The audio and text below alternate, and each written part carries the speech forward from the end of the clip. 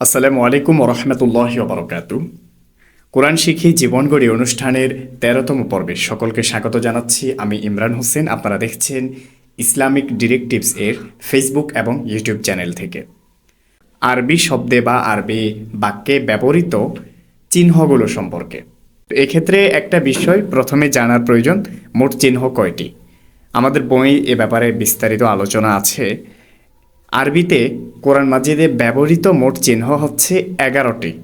আমরা প্রথমে ওই ১১টির নাম জানব, এরপরে ধারাবাহিকভাবে বিস্তারিত এ ব্যাপারে আলোচনা করব ইনশাআল্লাহ।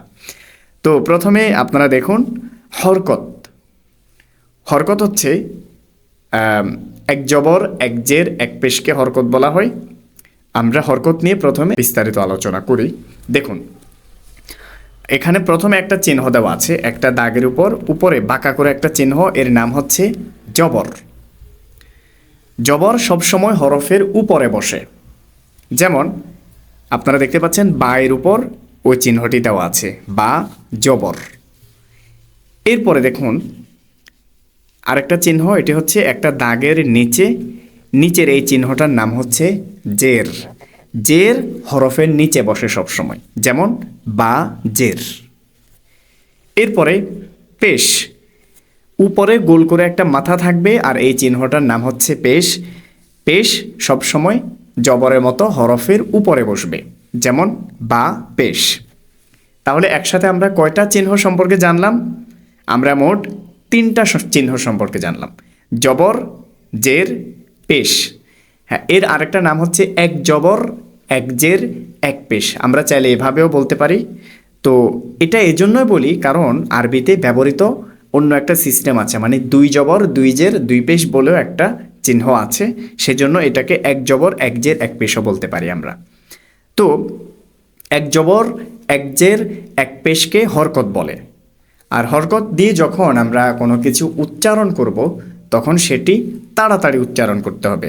যেমন বা জবর বা, বা জের বি, বা পেশ বু। আমি কিন্তু বা, বি, বু দ্রুত গতিতে উচ্চারণ করার চেষ্টা করেছি।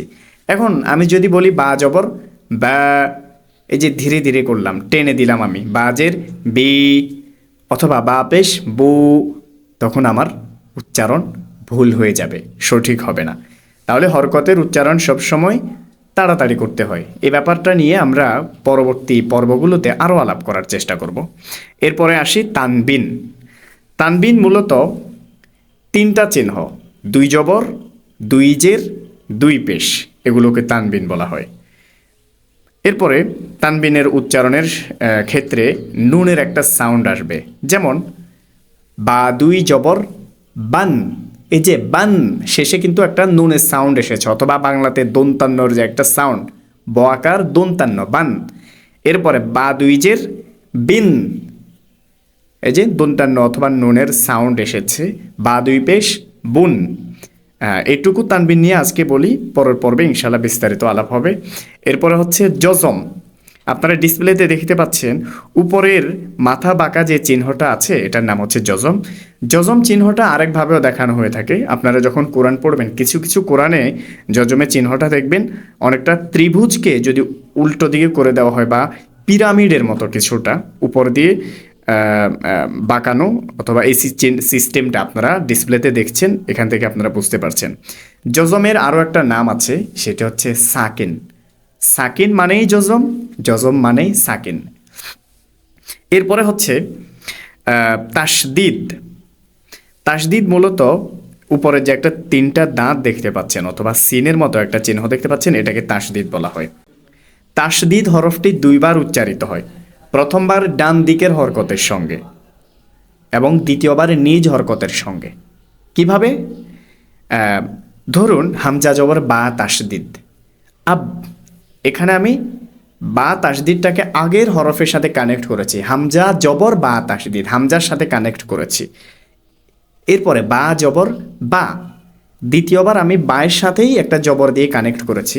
আমি সংক্ষেপে আপনাদেরকে বলেছি, আপনারা এখন বুঝবেন না, ইনশাল্লাহ পরের পর্বে বিস্তারিত আলোচনা হবে, তখন স্পষ্টভাবে আপনারা বুঝতে পারবেন। এরপরে হচ্ছে খাড়া জবর, খাড়া জের এবং উল্টা পেশ। আপনারা এখানে দেখুন আলিফের মতো করে একটা চিহ্ন, এটির নাম হচ্ছে খাড়া জবর। এরপরে নিচে আরও একটা আলিফের মতো চিহ্ন, এটির নাম হচ্ছে খাড়াজের। এরপরে পেশকে উল্টো করে দেওয়া হয়েছে, আর এর নাম হচ্ছে উল্টা পেশ। খাড়া জবর, খাড়াজের, উল্টা পেশকে মাদের হরকত বলে। অর্থাৎ যখন কোনো হরফে খাড়া জবর, খাড়াজের, উল্টা পেশ থাকবে তখন ওই হরফটাকে টেনে উচ্চারণ করতে হবে। যেমন বায়ের উপর যদি খাড়া জবর থাকে, বা খাড়া জবর, বা, টেনে উচ্চারণ করেছি আমি। একই নিয়মে বায়ের নিচে যদি খাড়াজের থাকে, বা খাড়াজের, বি। যদি বায়ের উপর উল্টা পেশ থাকে, বা উল্টা পেশ, বু। তাহলে এই কোনো হরফে যদি খাড়া জবর, খাড়াজের, উল্টা পেশ থাকে সেটিকে এক আলিফ টেনে পড়তে হয়। দর্শক, আজকের পর্বে আমরা 11টি চিহ্ন সম্পর্কে জানলাম। আমি আরেকবার সেই চিহ্নগুলো রিপিট করবে, তারপরে আজকের পর্ব এখানে শেষ করব।